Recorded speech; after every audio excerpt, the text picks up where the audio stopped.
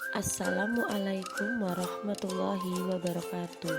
Perkenalkan, saya Istiqomah Martiasari Masningrum, mahasiswa PPG Prajabatan PG PAUD UNS 2022. Kali ini saya akan mempresentasikan terkait pengukuran pemahaman peserta didik dan keterkaitan dengan mata kuliah lainnya. Sebelumnya, saya akan sedikit menjelaskan mengenai pengertian asesmen.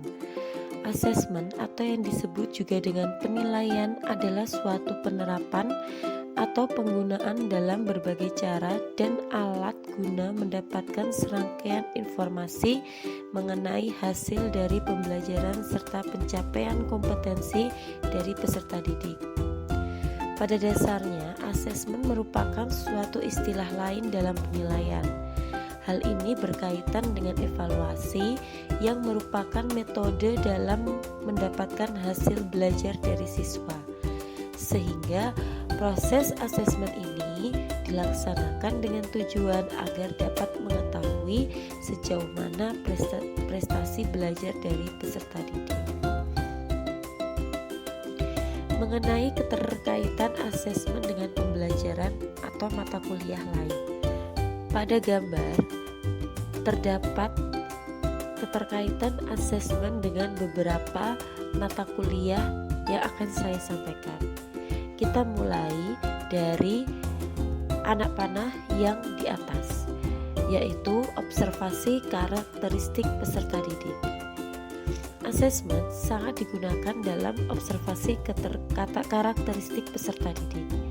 Hal ini digunakan agar nilai dari atau apa yang didapatkan dari observasi peserta didik itu mampu dinilai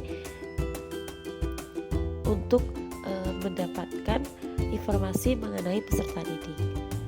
Lalu keterkaitan mengenai asesmen dengan observasi karakteristik peserta didik ini bisa kita lihat pada pemahaman tentang peserta didik dan pembelajarannya, di mana pada pemahaman tentang peserta didik dan pembelajarannya dibutuhkan observasi mengenai karakteristik peserta didik. Kemudian juga terkait mengenai praktek pengalaman lapangan 1, di mana pada praktek PPL di lapangan ini sangat dibutuhkan observasi karakteristik peserta didik, sehingga guru atau pendidik mampu memberikan pembelajaran atau asesmen sesuai dengan karakteristik peserta didik tersebut. Kemudian kita lanjut pada asesmen dengan keterkaitannya dengan mata kuliah lain. Kita lihat anak panah sebelah kiri, di mana asesmen juga bisa merupakan sebagai tujuan dari pembelajaran. Nah, tujuan dari pembelajaran ini nanti yang mana merupakan tugas dari pendidik dalam memberikan atau menentukan pembelajaran untuk peserta didik.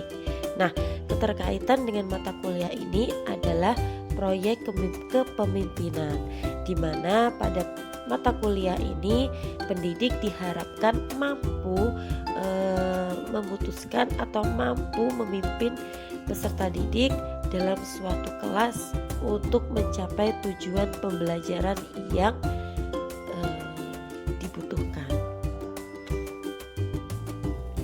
Selanjutnya di sebelah kanan adalah asesmen sebagai laporan capaian pembelajaran. Nah, dalam hal ini laporan capaian pembelajaran dibutuhkan untuk mendapatkan informasi tentang karakter peserta didik, sehingga guru mampu memberikan pembelajaran yang tepat dan orang tua mampu mengambil sikap dalam membimbing peserta didik. Keterkaitan lain ialah sebagai penyusunan program pembelajaran. Ketika kita mengetahui laporan capaian pembelajaran pada peserta didik, maka kita mampu memutuskan program pembelajaran yang akan kita berikan kepada peserta didik tersebut. Maka dalam hal ini keterkaitan dengan mata kuliahnya ialah mata kuliah prinsip pengajaran dan asesmen yang efektif 1. Dari situ bisa kita lihat atau bisa kita gambarkan dengan laporan capaian pembelajaran pada peserta didik, maka kita bisa memberikan pengajaran dan menentukan asesmen yang efektif untuk peserta didik. Nah, prinsip pengajaran dan asesmen yang efektif 1 pula ini sangat berkaitan dengan mata kuliah proyek kepemimpinan. Sehingga dengan pengajaran dan asesmen yang efektif, maka di situ didapatkan dari hasil kepemimpinan dari seorang guru dalam memberikan pengajaran. Selanjutnya kita akan melihat pada anak panah yang ke bawah, yaitu asesmen yang berkaitan dengan fungsi.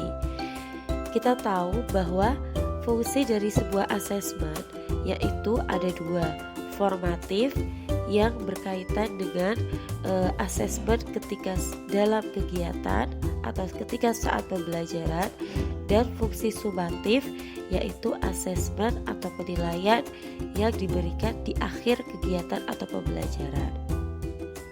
Dari kedua fungsi tersebut, maka hal ini berkaitan atau ada hubungannya dengan pembuatan kurikulum. Karena dari kedua fungsi tersebut kita bisa menentukan kurikulum apa yang akan kita gunakan dalam pembelajarannya nanti. Kemudian kedua fungsi asesmen tersebut, formatif dan sumatif tersebut, juga sangat berkaitan dengan prinsip pengajaran dan asesmen yang efektif 1. Demikian presentasi yang bisa saya sampaikan. Semoga bermanfaat. Wassalamualaikum warahmatullahi wabarakatuh.